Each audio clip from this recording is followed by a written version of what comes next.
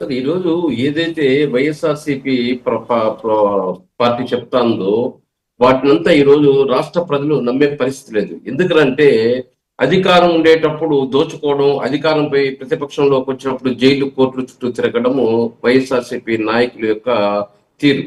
ఈరోజు చూస్తున్నాం, ఇసుకలో ఎంత దోపిడీ జరిగింది, మట్టిలో ఎంత దోపిడీ జరిగింది, మైన్స్ లో ఎంత దోపిడీ జరిగింది, లిక్కర్ లో ఎంత దోపిడీ జరిగింది. ఇట ప్రతి దాంట్లో చివరికి దేవుడికి సంబంధించిన ప్రసాదాల్లో కూడా కల్తీ చేసి ఈరోజు ఎంత దోపిడీని మూటగట్టుకున్నారో, ఎంత అవమానం పాలైందో వైఎస్ఆర్సీపీ పార్టీ రాష్ట్ర ప్రజలు చూస్తున్నారు. ఈ రోజు దాంట్లో ఆ కొవ్వు లేదనో, ఈ కొవ్వు లేదని చెప్పొస్తానో, ఏదో కల్తీ జరిగింది కానీ కొవ్వు లేదని చెప్పారనో ఏదో మాట్లాడుతున్నారు వీళ్ళు చైర్మన్లు, పాలక మండలి సభ్యులు, నాయకులు. కానీ ఈరోజు రాష్ట్ర ప్రజలు వీళ్ళని ఒక ఉమ్మి వేయలేదంతే. ఇదంతా జరిగిపోయింది. 151 సీట్లకు 11 సీట్లు ఇచ్చారంటే వీళ్ళు తలదించుకొని ఏదైతే కూటమి ప్రభుత్వం సంవత్సరం 2 ఏళ్ళు ఏం పరిపాలన చేస్తా ఉందో చూసి ఆ తర్వాత విమర్శలు చేస్తే రాష్ట్ర ప్రజలు కూడా దాన్ని ఏదంటే యాక్సెప్ట్ చేస్తారు.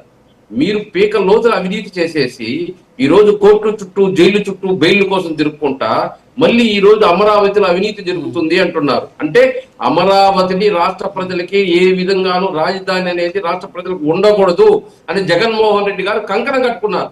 ఈ రోజు భారతదేశంలో ప్రతి రాష్ట్రానికి రాజధాని ఉంటే ఈ రాష్ట్రానికి మాత్రం దిక్కు లేకుండా, ఏ రాజధాని లేకుండా వీళ్ళకంటే హైదరాబాద్, బెంగళూరు, చెన్నై పోతారు.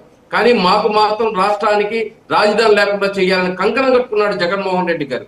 అందుకని ఆయన పాలనలో విశాఖపట్నం అన్నాడు, అమరావతి అన్నాడు, కర్నూలు అన్నాడు.